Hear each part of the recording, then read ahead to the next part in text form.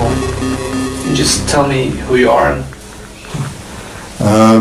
I'm Marian Dora, and I'm doing here an interview with the filmmaker Magnus Blomdahl. I don't know what he wants to ask me, but I think it's about Angel's Melancholie.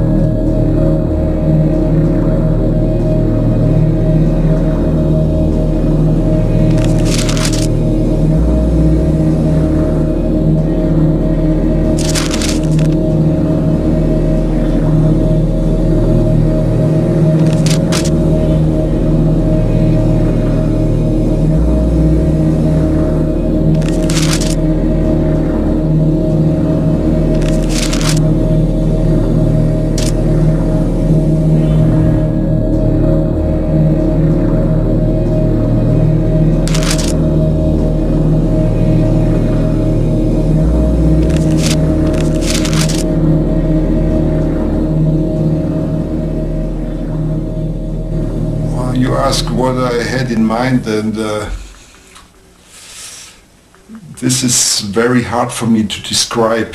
I wanted to put all my love and all my hate and all my fear and all my thoughts about life and human being and existence and about death into that film. What can you tell me about the shooting of Melancholie Engel, your experience of it? It was a 3 weeks shooting. For me it's a very long shooting, and it was a horrible time for me. I never want to have such a time in my life once again. It was really a disaster, not only in technical terms but in emotional terms too. The things that happened had been very unpleasant, and at a certain point I realized that I lost control about the things that had been going on. The problem is that the many scenes are not inside the film. This is the problem. So the things that happened there, nobody in the world is able to see now. Okay, do you feel that the shooting of Melancholie Engel has made you maybe not a better person, but another person than before? This is a good question. I asked me this question myself. And indeed I think the making of the film changed my person a little bit for some reasons, hard to describe, but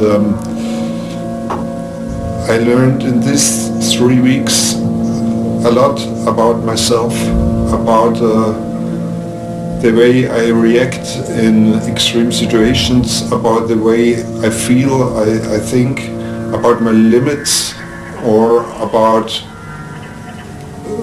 the fact that I maybe don't have the limits I should have.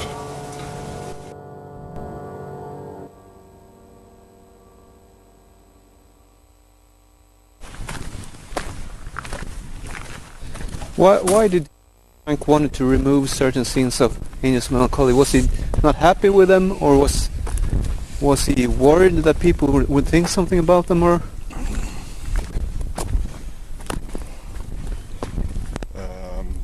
He was afraid because of the legal consequences. Okay. And we shot a scene with the corpse in the morgue, not so far away from here, and it was the central scene for the flashback scenes. So it was the beginning and the end of the flashback scenes and many cuts between. So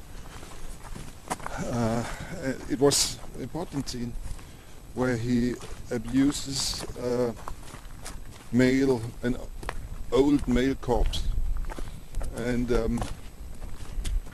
we got it because it was a little bit of blackmailing of the guy who was responsible for that morgue. He was an alcohol drinker, and he did many illegal stuff and many illegal things, and so we had the possibility to blackmail him a little bit. So it was possible to do it. But this scene, for example, it was one of the scenes I had to cut out because he said, okay, we do illegal stuff and we show that illegal stuff, so they will get my ass. Do you think that you will ever make a movie as powerful, as painful to make as Melancholie der Engel?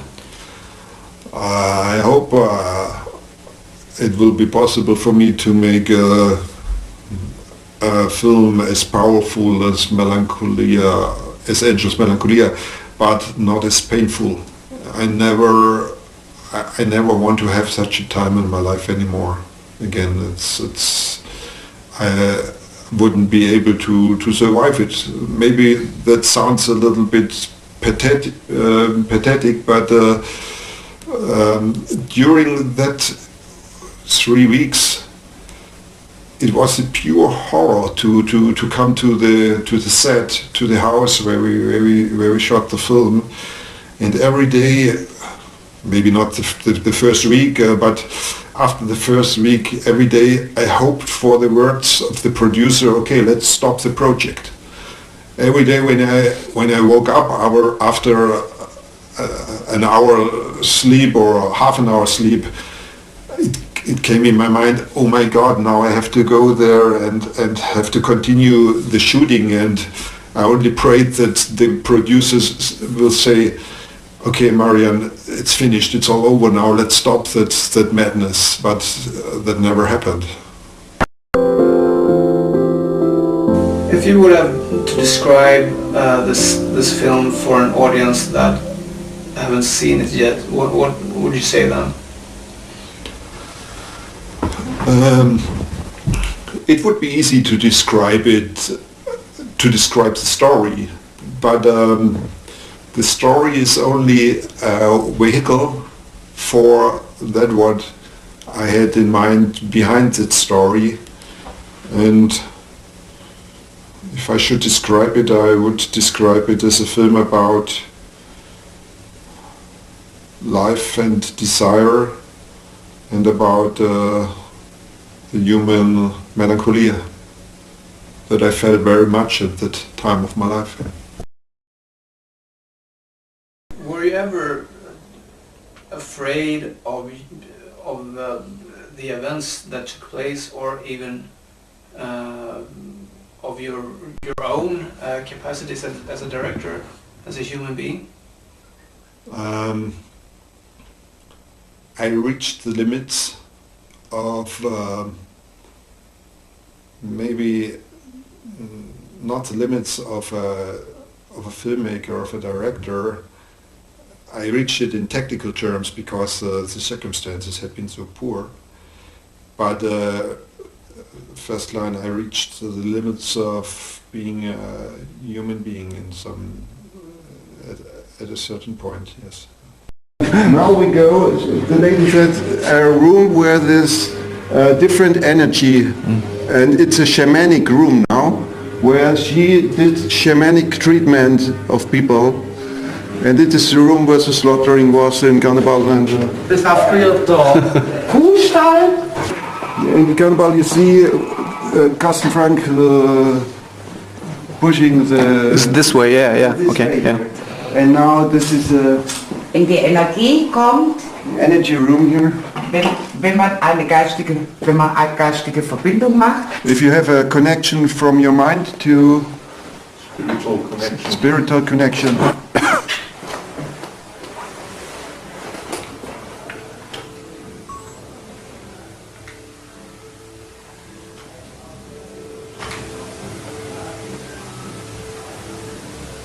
So hebt man den Energiepegel im Raum und verschließt ihn. Ja, eigentlich wird er von der geistigen Welt dann abgeschlossen und dann arbeite ich hier drin auf Energiearbeit. Manchmal sieht man Energie irgendwo fließen, wo sie im Raum drin ist. Und jetzt malten wir mal kurz meine Hände. Ganz warm, aber meine auch. Das ist die Energie. Wie heißt du? Marian. Nur? Dora. Geboren?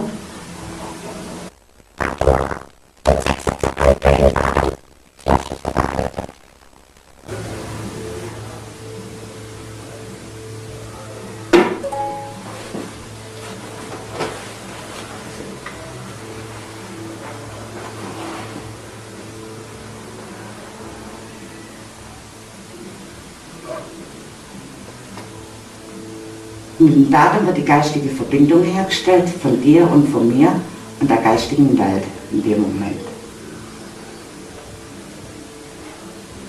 Ich wusste immer, dass hier eine besondere Energie ist. Ja, Ich wusste es immer. dieses Haus hat allgemein eine besondere Energie. Ja, Die ist schon so alt und so Absolut. viel war da, ja, Hände in dem ganz Hände. Viele Dinge sind hier passiert. Many things happened here in this house. And there's a special energy here in this house. Ja, eigentlich war es später.